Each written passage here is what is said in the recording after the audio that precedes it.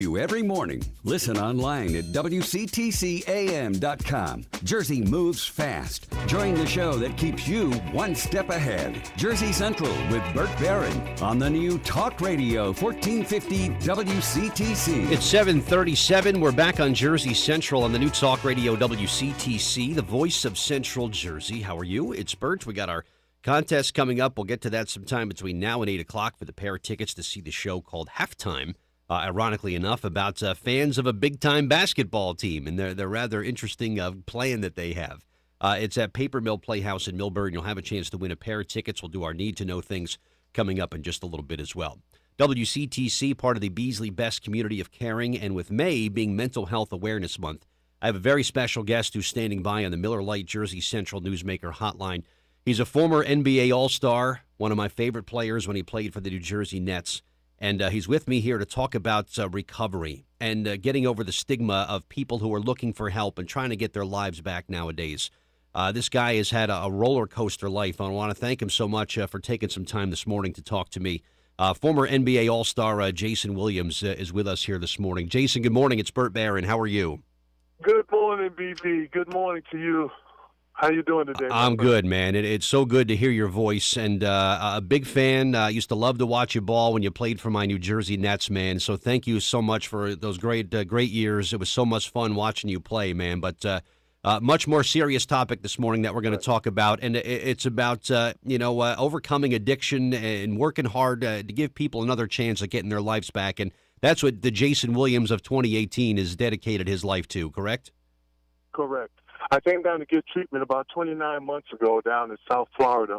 I took Chris Mullin, Curtis Martin, the NFL great, and Charles Oakley, and Charles Barkley. They all convinced me to come down and get treatment. I came down to Florida. They told me that no NBA players really ever finished the program. So I finished the program. I stayed the whole 30 days. I saw some of the things I liked in the program, some of the things I didn't like. But when I was here, I really wanted to get better.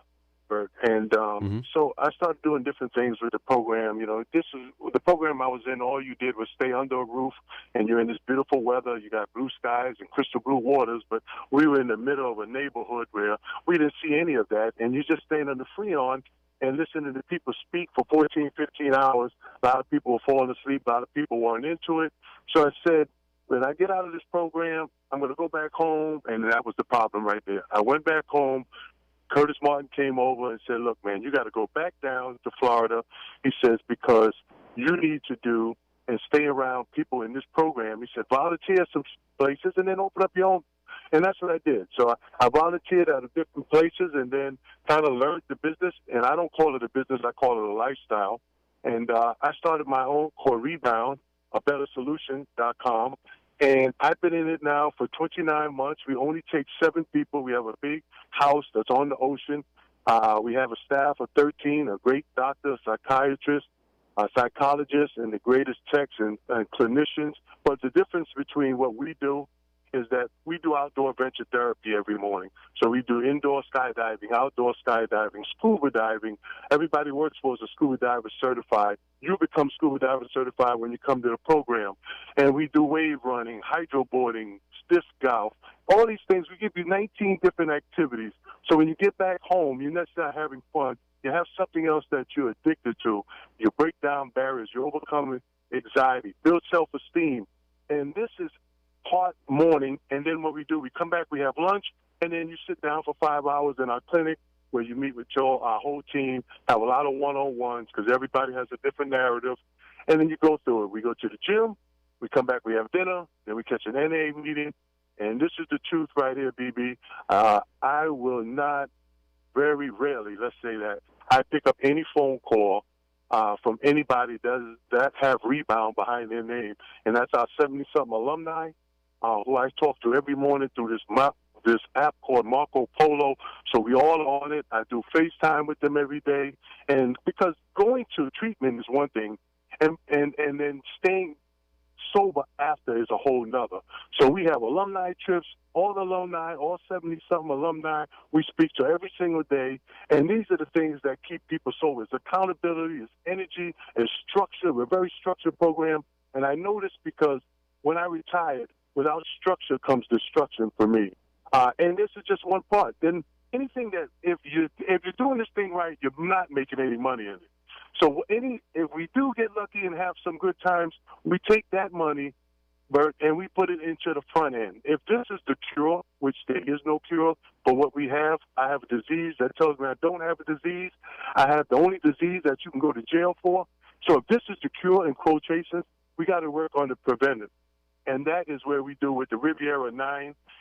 It's Riviera Beach is a small town down here that's on the water, and it's very deprived.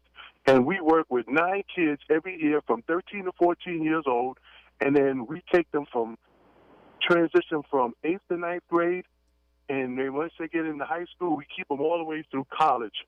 And we teach them etiquette. We bring them to art shows. We teach them how to read a menu. We bring them to restaurants. We don't bring them to the Orlando Magic game. That'd be punishment for anybody, by the way. But we don't do any of those things. We do things that they won't normally do. Tennis matches. We teach them culture. We build their self-esteem. Down here in the South, it takes a lot of work just to get a young man to look you in the eyes because of their fathers and their grandfathers and what they've been through. So we really work this program. And we work the preventive, and we work the cure in quotation marks. But all the people that come to the program, we only take 7 a month. We only take 7, and we have 9 people, to work with on the foundation side. So you come down, now you might find a passion helping somebody else, and you're mentoring somebody else.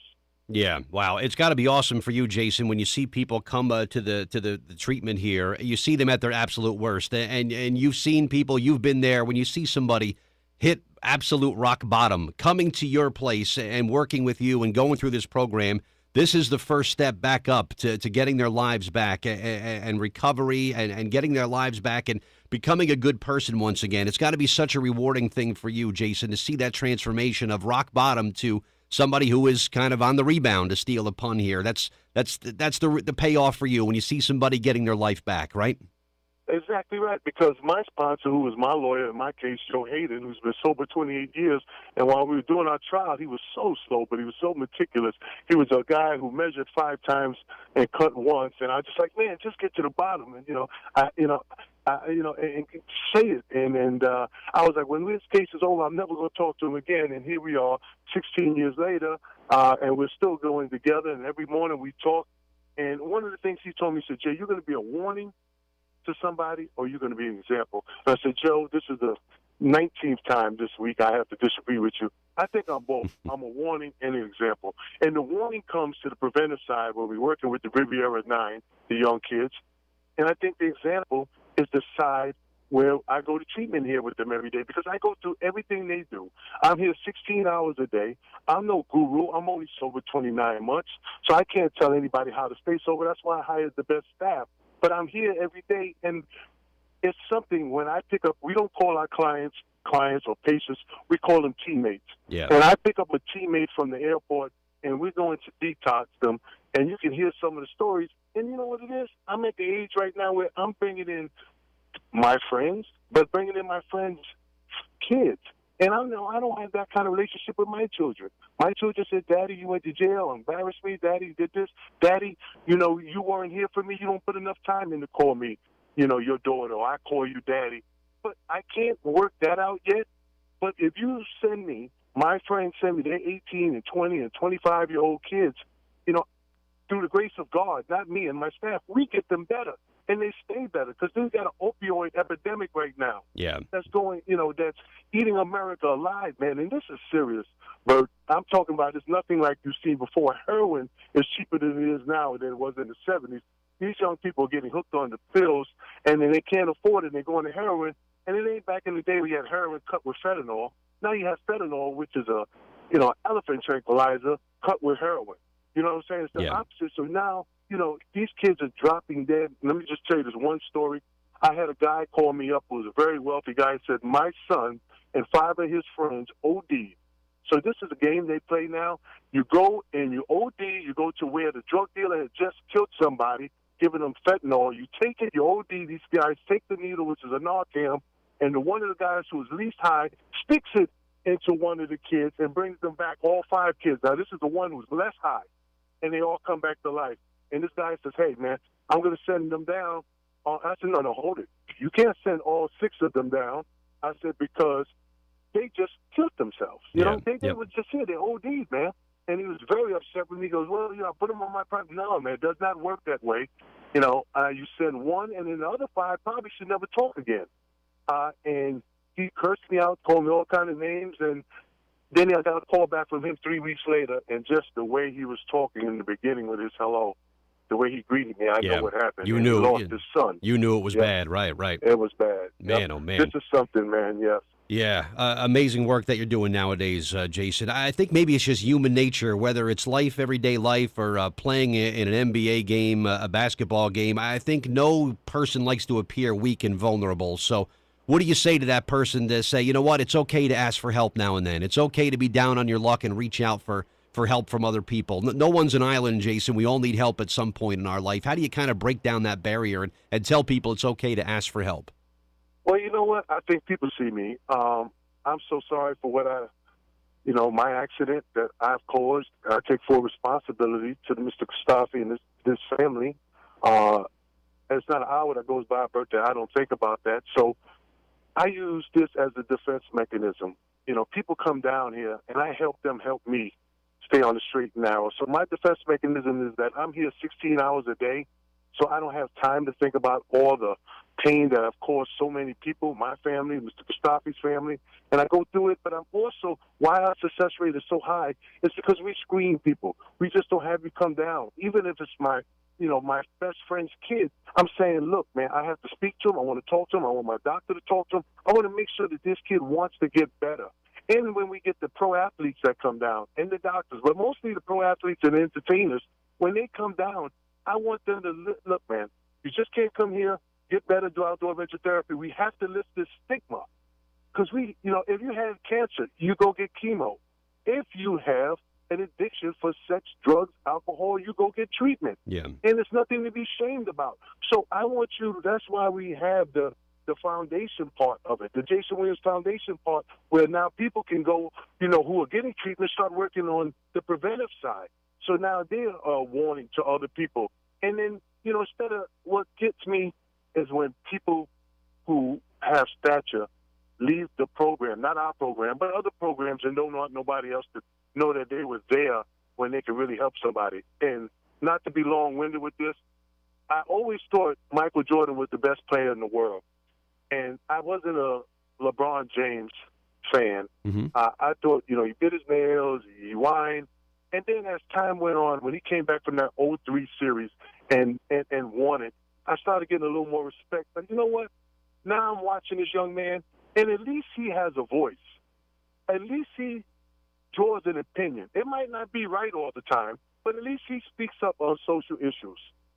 We have had so many people from the 90s and 2000s who wouldn't speak up because of sneaker companies, who wouldn't speak up at all. Yeah, you're right. Just imagine, right, if somebody would just back then or any time just say a Kardashian, 50 million followers, or, a LeBron James. They say, hey, man, it's different when Barbara Bush says don't do drugs, and it's different than LeBron James saying. Yeah. So at least we have people now who are touching on the issues. We got NBA players who say, I have a mental illness. You got guys saying, I have depression, I have anxiety. And with social media is getting out there, we're lifting that stigma because, my sister's one of the first women in New York City to catch the AIDS virus. And we have to go visit her in a hazmat suit. I never did that. My mom would go in there and visit her in a hazmat suit, not me. She was my sister. So you remember that stigma back then, Bert. Yeah. You remember how, people didn't know what to deal with. It's kind of lifting. It's a lot better than it was. And that's what we have to do with this addiction, opioid addiction and drug addiction that we have going on today. Yeah, we got a lot of work ahead of us, obviously, Jayson, but with you leading the fight, man, we're going to make a difference. And I can't tell you how great it is to hear your voice this morning, and I'm so proud to hear that you're doing so well today. To reach the foundation of the treatment center, somebody listening today, what's the first step? What do they have to do? Just call 1-877-2-REBOUND, the number 2-REBOUND. It sounds like a lot of numbers, but it's not. So 1-877-2-REBOUND, or you can go online and hit us at Rebound, a better solution. Excellent. Jayson Williams, it was so great to talk to you and hear your voice on the radio in New Jersey today, man. But continued great work by you, and You're making a huge, huge difference, and thank you for all you're doing. It was real great to speak to you today, my friend, all right? Big fan of yours, Bert. Thank you very much. All right. Thank you. All right, Jayson Williams, there he is on WC.